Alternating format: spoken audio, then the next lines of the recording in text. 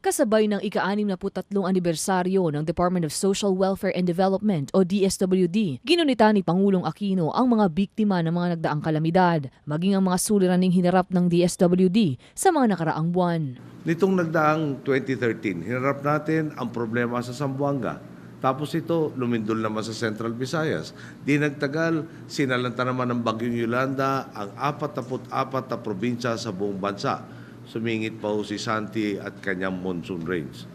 Siyempre, wala pa sa listahang ito ang mga sakuna o hamong na hindi masyadong naging laman ng mga balita. Ang pagtugon sa mga tinamaan ng flash flood sa iba pang liblib na lugar o ang mga batang kailangan ng kalinga.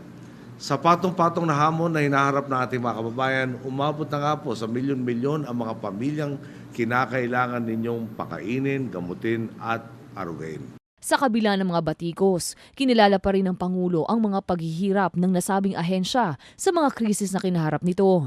Madalas, mas marami ang batikos kaysa pasasalamat. Mas mahaba ang listahan ng reklamo kaysa papuri.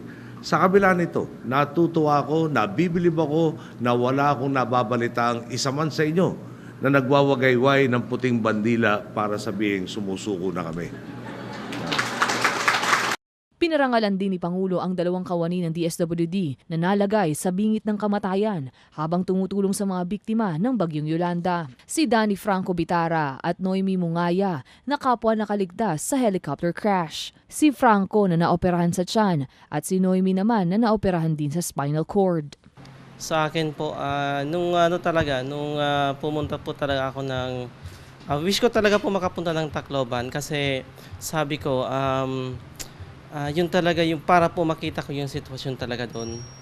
At saka yung sa mga batikos naman po hindi po totoo yung mga sinasabi na kasi kitang-kita po namin yung mga kung naghihirap yung mga tao doon sa Tacloban, mas lalo din po yung mga staff na tumutulong doon. Parang naiinis ako kapag gano'n na maraming batikos naririnig sa amin.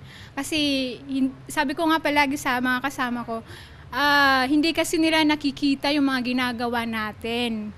Behind that na mga, siguro kung napapansin lang nila is mga masasama. Yung sabi nga ni President kanina, marami silang nakikita, mahaba ang listahan ng masasama, pero yung mga mabubuti is konti lang. Pero hindi po yung totoo. Samantala, kinilara rin ni Pangulo ang mga tagumpay ng ahensya nung nakaraang taon. Ang halos 4 na milyong kabataan na nabigyan ng tulong sa pamamagitan ng Pantawid Pamilya Pilipino Program. Mahigit sa 300,000 na kabahayan na naging bahagi ng Sustainable Livelihood Program. 2.85 billion pesos naman ang nagugol para sa Supplemental Feeding Program ng mahigit sa 1 milyong kabataan.